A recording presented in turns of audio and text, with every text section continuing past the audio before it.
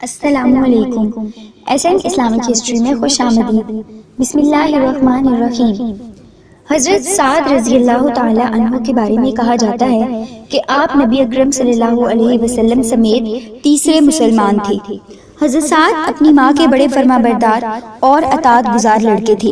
ان کے اسلام لانے کی خبر سنی تو ان کی ماں قسم کھا بیٹھی کہ ان سے کبھی بات نہ کریں گی، نہ کھائیں گی اور نہ پیئیں گی جب تک وہ دین اسلام سے باز نہ آ جائیں، اور کہنے لگی، اے سعد، اللہ تعالیٰ نے تجھے ماں باپ کی اطاعت کرنے کا حکم دیا ہے اور میں تیری ماں ہوں، تجھ کو اسلام سے پھر جانے کا حکم دیتی ہوں۔ پھر 3 دن تک اسی طرح بھوکی پیاسی رہی، جس کی بنا پر اس کو غش آ گیا تو اس کا دوسرا لڑکا امارہ کھڑا ہوا اور اس کو پانی پلایا۔ ہوش آتے ہی سعد کو بددعا دینے لگی۔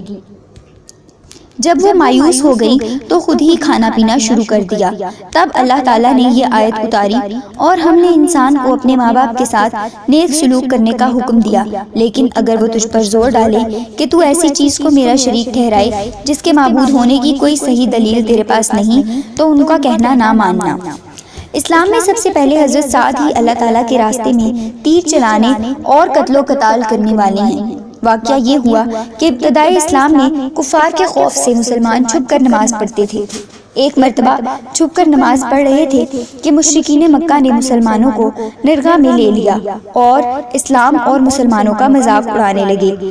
حضرت سعد رضی اللہ تعالی عنہ غصے کی تاب نہ لا کر اونٹ کے جبڑے کی ہڈی سے ایک مشرک کو دے مارا اور اسے خون میں لت پت کر دیا۔ یہ اسلام کی خاطر پہلی مرتبہ خون بہایا گیا تھا۔ حضرت سعد کا بیان ہے، سارے عربوں میں میں پہلا شخص ہوں جس نے اللہ تعالیٰ کی راہ میں تیر چلایا۔ تمام غزوات میں رسول اللہ صلی اللہ علیہ وسلم کے ساتھ شریک رہے۔ غزوہ احد میں ان کے جنگی کمالات اور اچھی تیر اندازی اور نشانہ بازی کو دیکھ کر پیغمبر اسلام صلی اللہ علیہ وسلم نے تمام صحابہ کرام نے انہیں خصوصی شرف سے نوازا۔ امیر المومنین حضرت علی بن ابی طالب رضی اللہ عنہ فرماتے ہیں کہ میں نے نبی اکرم صلی اللہ علیہ وسلم سے کبھی بھی نہیں سنا کہ آپ نے اپنے والدین کو سعد کے علاوہ کسی پر قربان کیا ہو۔ غزوہ احد کے دن رسول اللہ صلی اللہ علیہ وسلم فرما رہے تھے، اے سعد، تیر چلا، تجھ پر میرے ماں باپ قربان ہوں۔ حضرت سعد رضی اللہ تعالی عنہ رشتے میں پیغمبر اسلام صلی اللہ علیہ وسلم کے ماموں جان ہیں۔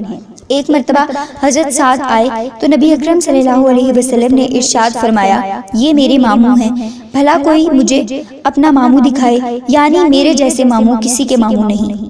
رسول اللہ صلی اللہ علیہ وسلم نے حضرت سعد کے لیے دعا فرمائی تھی، اے اللہ، جب سعد تجھ سے دعا کرے تو اس کی دعا قبول